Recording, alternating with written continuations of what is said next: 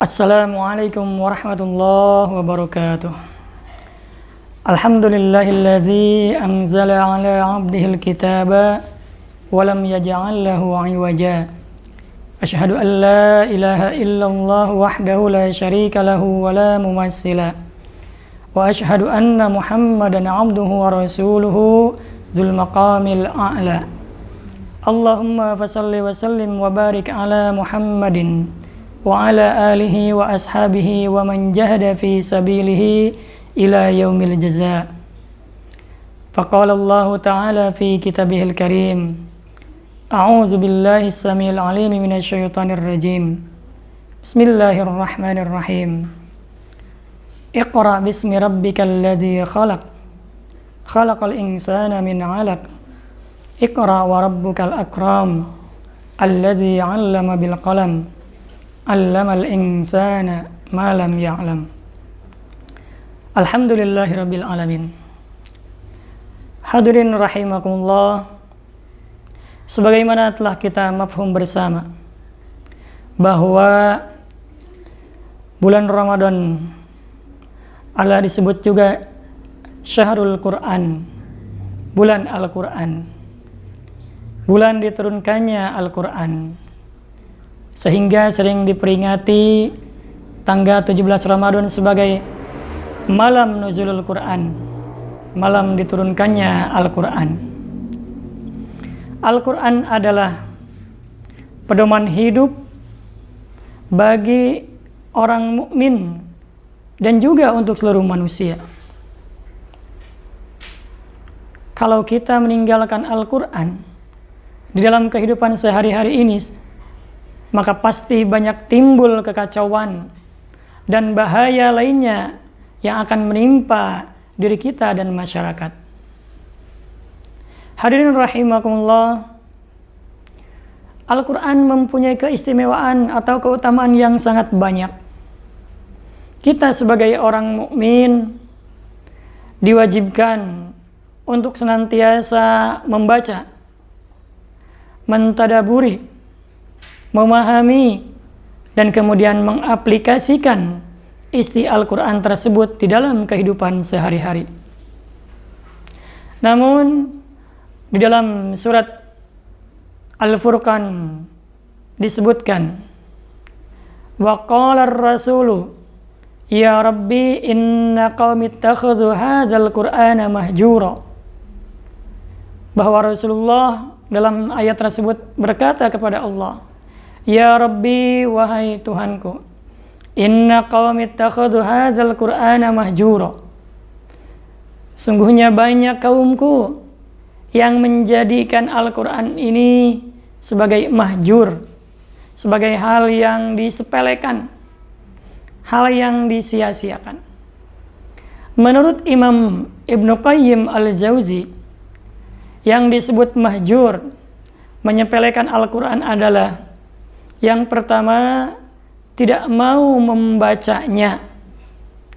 Yang kedua, tidak mau mempelajari, memahami isi Al-Quran tersebut. Yang ketiga, tidak mau mengambil pelajaran atau menjadikan Al-Quran sebagai hukum di dalam kehidupan sehari-hari. Kemudian yang keempat, tidak mau menjadikan Al-Quran sebagai obat hati. Itu yang disebut mahjur menurut pendapat Ibnu Qayyim Al-Jauzi. Hadirin rahimakumullah, di antara keutamaan atau keistimewaan membaca Al-Quran disebutkan dalam hadis, dalam suatu hadis Rasulullah SAW bersabda, masalul mu'minil ladzi yaqra'ul Qur'an kamasali utrujah rihuha tayyibun wa ta'muha tayyibun. Perumpamaan orang yang membaca, orang mukmin yang membaca Al-Qur'an itu ibarat buah utrujah. Buah utrujah itu cirinya rihuha tayyibun, baunya, wanginya segar, enak wanginya, baunya. Wa ta'muha tayyibun, dan rasanya lezat, rasanya manis, rasanya menyegarkan. Bagaimana orang mukmin yang diumpamakan seperti buah utrujah tersebut? Yaitu orang mukmin yang senantiasa membaca, mempelajari, mentadaburi, memahami isi Al-Quran, kemudian mengaplikasikan isi Al-Quran tersebut dalam kehidupan sehari-hari, sehingga isi Al-Quran itu mewarnai akhlak di dalam kehidupannya sehari-hari.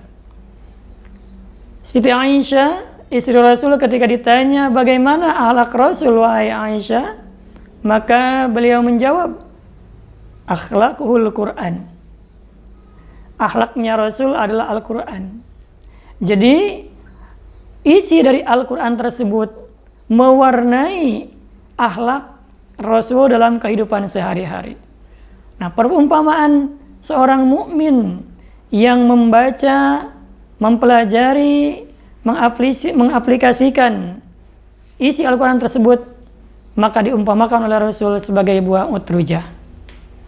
Kemudian yang kedua, wa masalul mu'minil ladzi la yaqra'ul Qur'an kamasalit tamrah laisa laha rihun wa ta'muha tayyibun. Perumpamaan orang mukmin yang tidak membaca Al-Quran itu seperti buah korma, tidak memiliki bau, tidak wangi, wa ta'muha tayyibun, tapi rasanya tetap manis. Siapa mereka yang diumpamakan sebagai buah korma tersebut?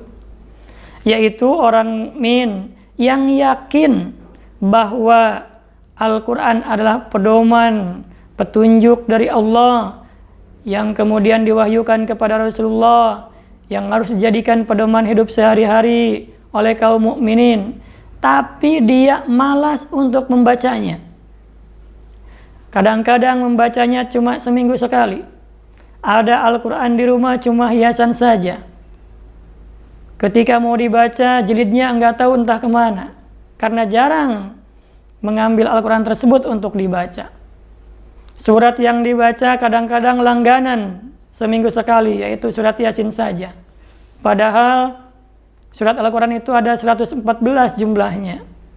Maka perumpamaan orang tersebut oleh Rasulullah disebutkan kama salit tamrah, seperti buah korma, tidak wangi tapi tetap manis. Kemudian yang ketiga, Rasulullah bersabda, wa masalul munafiki yaqra'ul Qur'an kamasali raihana rihuha tayyibun wa ta'muha murrun. Perumpamaan orang munafik itu orang yang ngaku Islam ya, tapi cuma di luarnya saja. Perumpamaan orang munafik yang membaca Al-Quran itu seperti buah raihana. Buah raihana itu cirinya rihuha tayyibun, wanginya wangi, baunya wangi, sengit menurut bahasa Sunda ya. Tapi rasanya wa ta'muha murrun, pahit rasanya. Siapa mereka yang diumpamakan oleh Rasul seperti buah raihana tersebut? Yaitu orang yang ngaku Islam, kemudian membaca Al-Quran, tapi sayang membaca Al-Quran itu hanya dibaca saja dalam rangka untuk mendapatkan penghormatan dari manusia yang lainnya, sehingga Al-Quran itu bacanya dilombakan, menghabiskan dana miliaran rupiah untuk mengadakan perlombaan Al-Quran tersebut. Tapi isi Al-Quran tidak dipelajari, sehingga membaca Al-Quran tetap membaca, maksiat tetap dilaksanakan dalam kehidupan sehari-harinya. Itulah perumpamaan buah raihana. rihuha thayyibun. Ya. Wangi, cuma wa ta'muha murrun. Isi Al-Quran tidak menjadi atau tidak menghiasi akhlak dalam kehidupan sehari-harinya. Dia biasa membaca Al-Quran, tapi tetap dia menjadi rentenir. Dia biasa membaca Al-Quran, tapi tetap korupsinya jalan. Maka itulah buah raihana. Kemudian yang keempat, kata Rasul, wa masalul munafiqi la yaqra'ul Qur'an kama sali hamdalah. Laisa laha rihun wa ta'muha murrun.